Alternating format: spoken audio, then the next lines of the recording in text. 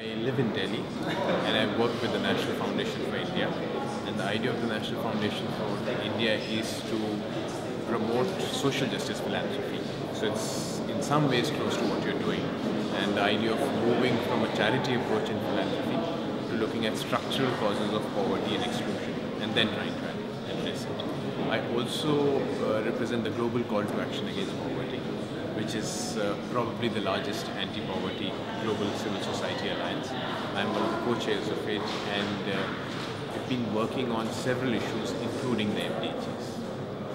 In fact, I would say women's empowerment is probably the central plank of the work we do, because we do believe that until and unless women are empowered and women have their rights and take leadership, if we look at the work that we do in India, there are several initiatives that we support which are primarily looking at women's empowerment. And it ranges from women's education, women's health, but also to just organize women's groups, try and look at women's economic empowerment, but also political empowerment. Because we firmly believe that the model of just looking at women's economic empowerment is important, but incomplete. So it has to be an economic, social and political empowerment. So their participation in governance, their participation in the market, access to education are all areas in which we intervene. Say that my worry is that at this moment, the track record of Indian private businesses